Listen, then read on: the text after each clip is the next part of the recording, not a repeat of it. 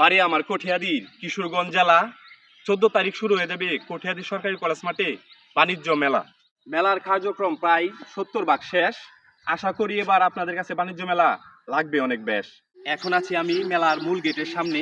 আরেকটি কথা, আপনাদের যাদের এই মেলাতে স্টল নেওয়ার ইচ্ছা আছে অবশ্যই আপনারা চলে আসবেন। তো চলেন এখন ভিতরের সাইডটা ঘুরে দেখে আসি, আসো।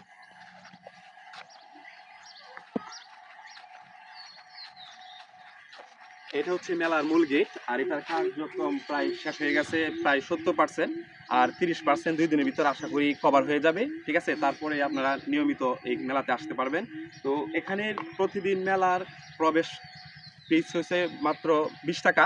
আপনারা যে যেখান থেকেই আমার ভিডিওটা দেখতেছেন অবশ্যই চলে আসবেন কঠিয়াদির সরকারি কলেজ মাঠে। তো চলেন ভিতরে। প্রথমে গেট দিয়ে ঢুকতেই দেখি এখনও বাকি আছে কিছু কাজের অংশ। আমার হাতে ক্ষমতা থাকলে ঠিকই করে দিতাম ইসরায়েলের ধ্বংস। মানুষের জীবন নিয়ে প্রতিনিয়ত করছে তারা খেলা, মুসলিম হয়েও কেন আমরা করি অবহেলা। আমাদের অবহেলার কারণে আজকে তারা আমাদের গাজাবাসীদের করছে ধ্বংস। তাদের তো কোনো মায়া নাই, কারণ তারা ইহুদিদের বংশ। এতক্ষণ আপনাদের সামনে বর্তমান পরিস্থিতি অনুযায়ী কিছু কথা বলছি, তো চলেন এখন মূল ভিডিওতে চলে যাই। আমাদের কঠিয়াদি বাণিজ্য মেলায় বাচ্চাদের জন্য কি কি রাইড থাকছে এই বিষয় নিয়ে নেক্সট একটি ভিডিও আসবে, কারণ এখানে অনেক শিশুরা আসবে রাইড করতে, এই জন্য। আরেকটি কথা, মেলার উদ্বোধনের দিন থাকছে জনপ্রিয় কণ্ঠশিল্পী পড়শি। তো আপনারা যারা যারা এলাকায় আছেন অবশ্যই চলে আসবেন আমাদের কঠিয়াদির বাণিজ্য মেলায়। তাহলেই পড়শির সাথেও দেখা করতে পারবেন, পাশাপাশি বাণিজ্য মেলার বিভিন্ন স্টল, তারপরে বিভিন্ন রাইড, এগুলো হচ্ছে আপনারা উপভোগ করতে পারবেন। তো এখন আমি আছি হচ্ছে যে বাচ্চাদের যেটা নাগরদোলা বলে, নাকি নাগরদোলা না, নাকি নৌকা, কি জানি বলে, হ্যাঁ নৌকা।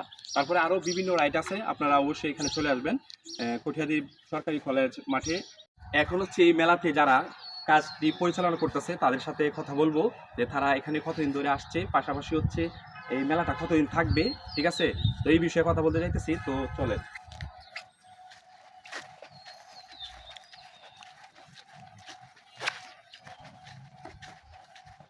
ক্যামেরাটা অন করে করতে চাইছিলাম ভাইয়ের সাথে কথা শুরু। ভাই আমাকে দেখে আগে থেকেই বলতেছে, ভাই আপনি আমার গুরু।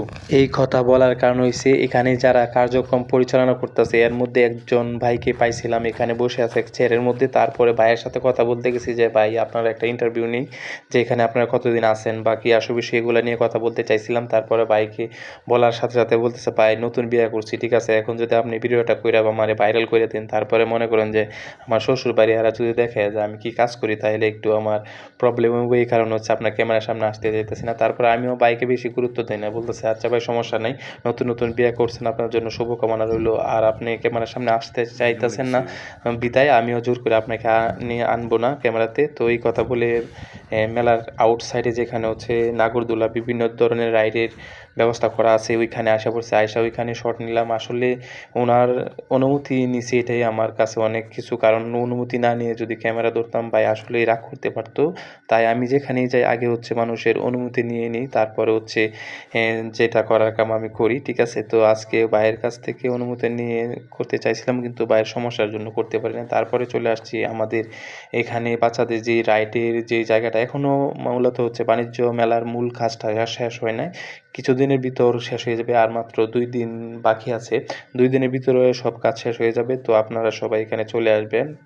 এতক্ষণ ধৈর্য ধরে ভিডিওটি শেষ পর্যন্ত দেখার জন্য আপনাদেরকে ধন্যবাদ। আর পরিশেষে আপনাদেরকে আবারও বলি, আমাদের কঠিয়াদি বাণিজ্য মেলায় চলে আসবেন 14 তারিখ থেকে শুভ উদ্বোধন, ঠিক আছে। আর এখানে তো চমক থাকছেই পড়শি। তো সবাই ভালো থাকবেন, সুস্থ থাকবেন, এই কথা বলে আজকে ভিডিও থেকে বিদায় নিতেছি। আসসালামু আলাইকুম।